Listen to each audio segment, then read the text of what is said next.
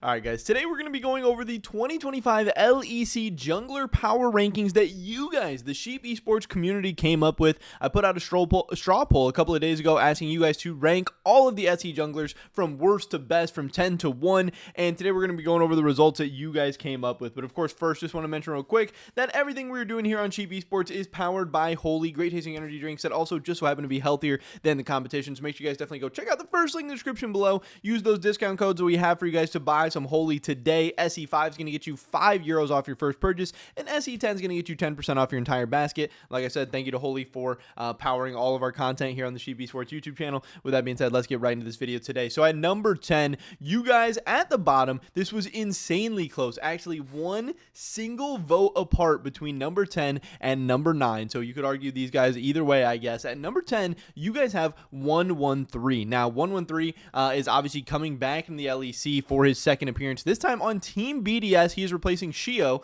So he's got some pretty big shoes to fill, actually. But Team BDS is looking pretty strong. He's got Irrelevant in the top lane, Nuke in the mid lane, Ice and Bruce in the bot lane. I think 113, you can definitely question, maybe why BDS decided to go with him over some other options. You can argue how good he is or how good he's going to be, but the team around him is actually pretty strong, and I do think ultimately that will help 113 look maybe even pretty decent or even stronger than he could or would be otherwise. Obviously, BDS believes in him for some reason because, like I said, BDS had a very good offseason. They put together a good roster, and they are trusting 113 with those keys in the jungle. So we'll see how that pays off. But you guys, the Sheep Esports community, are definitely skeptical. You have him at the very bottom, ranked at number 10. We'll see how it plays out. Now, at number 9, again, like I said, very, very close. Just one vote ahead of 113.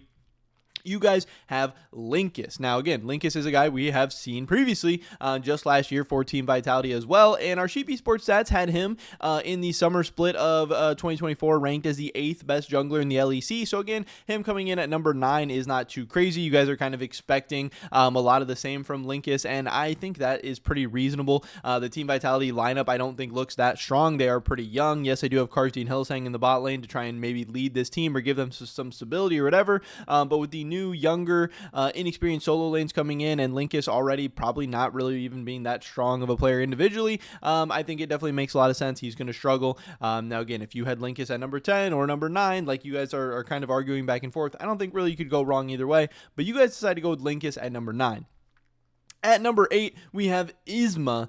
This is obviously the jungler returning to SK Gaming, and yeah, I don't know. Isma, he had an up and down year last year, just like SK did. Overall, throughout the entire year of 2024, we had him ranked with our Sheep Esports stats as the 6th best jungler in the LEC. You guys have him now at number 8. Is that because the LEC got better this year? Is that because the LEC jungler pool got better this year? Or is that because you guys just think he's going to have a worse year? Also, it could be the fact that his team got a lot weaker around him. SK Gaming, I do think, had a downgrade at each of the solo lanes in this offseason, with Irrelevant now becoming JanX and Niski now becoming Reeker. I think that is going to make it a lot harder for Isma in the jungle. And yeah, obviously League of Legends is a team game. Jungling is impacted a lot by those solo lanes. So I think he's going to have a lot harder time. Like I said, I think SK is going to be a much worse team overall. I'm sure that will make all of them look a little bit weaker and their stats look a little bit worse. But you guys have Isma at number 8.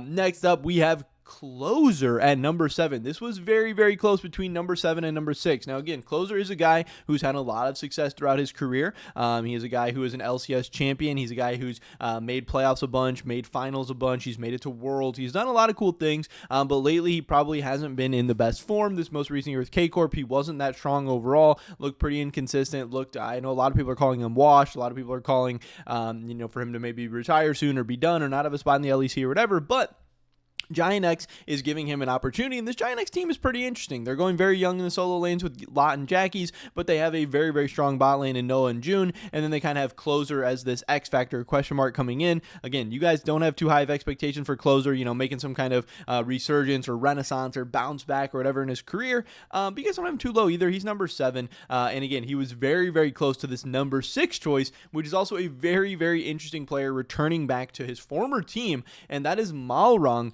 coming into Rogue. This Rogue team, we've been waiting so long, and that's why we had to wait so long to do these power rankings. We were waiting for Rogue to actually put together their team and roster, and they've finally done so. Malrong has some interesting solo lanes and an interesting team around him with Adam, Larson, Patrick, and Execute or Jonghoon as a support as well. Malrong has a fast, crazy playstyle that I think did kind of catch the LEC by surprise when he burst onto the scene, but then people said, hey, they kind of figured him out. They kind of learned what he was all about, and obviously that's why he ended up out of the LEC, but now he is back with Rogue, with the team he had so much success with previously, and with Larson, the mid laner he had so much success with previously, and then you pair him up with Adam in the top lane. They're both going to be electric. They're both going to be insane. They're both going to be flying around the map, and yeah, you guys think Malrong's just going to be middle of the pack at number 6. Again, Malrong, you guys had just very close to closer in this voting, but you did give Malrong the edge. Now, the top 5, you guys do have very separate from the bottom 5. This number 5 jungler is significantly above Malrong in terms of your guys voting,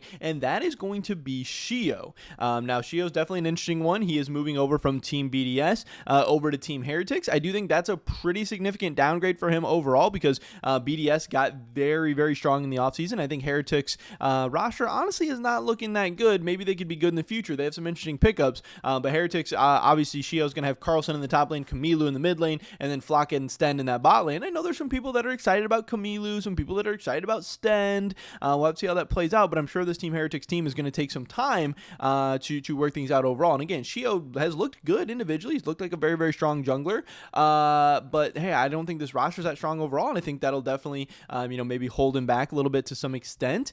So we'll have to see how that plays out. I hope obviously Shio's still able to pop off. I hope Shio and Camilo end up being a really fun and exciting mid-jung duo. I don't know. You guys have Shio at number 5. Now, at number 4, this is, I think, a very big question mark, and this guy could end up all over the place on a ton of people's lists, and it's going to be very interesting to compare, where we have him ranked preseason to where he ends up at the end of the year. It's also going to have a huge impact on the LEC season and kind of the global scene overall, because at number 4, we have Skewmond. This is obviously the new G2 jungler. Now, again, to have a guy ranked this high before he's even played a single LEC game is obviously very high praise, and hey, if G2 is bringing some guy in, obviously they must think he is very strong, but also at the same time, it's kind of difficult to rank a guy that high when he hasn't played any LEC games yet. Now, I know the hype is there, and also, he's going to be playing with Broken Blade in the top lane, Caps in the mid lane. He has this insanely stacked G2 lineup, so he's going to, have a little bit of a buff there. It's definitely easier to play when your team is insanely stacked and your team is insanely good, and that's what we've seen with, most G2 players throughout Caps' tenure there and all that stuff.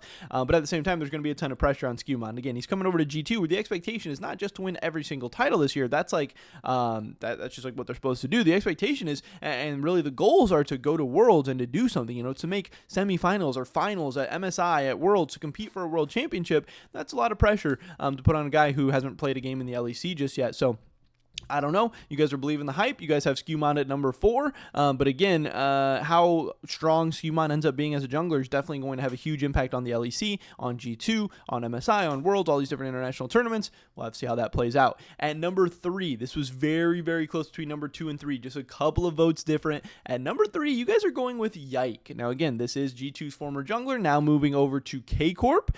He's got Kana in the top lane, Vladdy mid, Kalista, Targamas. He's got a nice team around him, but I know some people are still a little bit skeptical about the K-Corp lineup overall. Some issues there. People maybe didn't want Targamas. Kalista's a rookie. How strong is Yike and Vladdy going to be? How good is Yike going to be now playing with Vladdy and Kana versus Broken Blade and Caps? That's obviously a huge change. But yeah, you guys have him at number 3. It's going to be very interesting.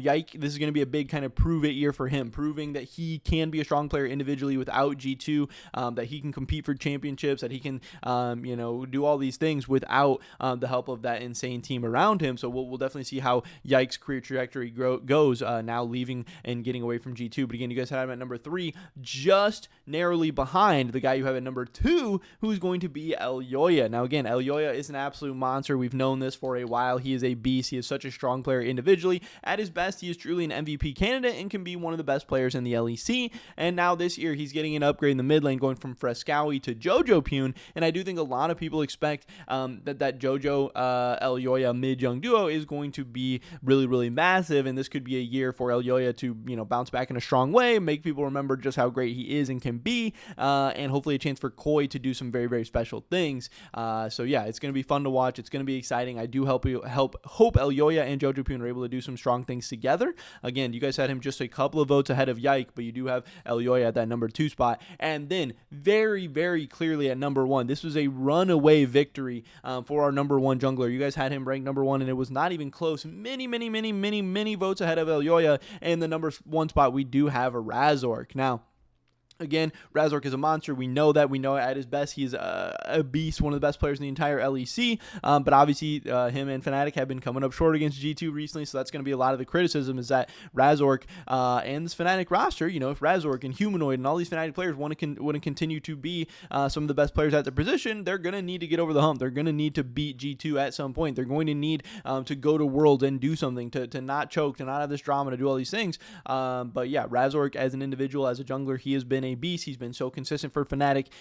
He continues to be great. And again, this Fnatic lineup is a very, very strong team once again, where Razork and the entire team, they're going to have chances to really thrive and continue to prove themselves as some of the best and most consistent players in the LEC. Obviously, this offseason, Fnatic re-signed Oscar. They still have Humanoid in the mid lane. And now they have Upset and Mickey coming in to the bot lane as well, where Razork, I'm sure, is going to have a ton of opportunities to make plays with Mickey. Mickey's going to be running all over the map, and they're going to have a chance to do some really, really cool and special things this year together. And obviously, you guys think Razork is and will be the best jungler in the LEC in 2025. So that's pretty cool. Happy we got this out to you guys. I can't wait to do even more of these. Hopefully, we catch you in the next one. Until then, peace.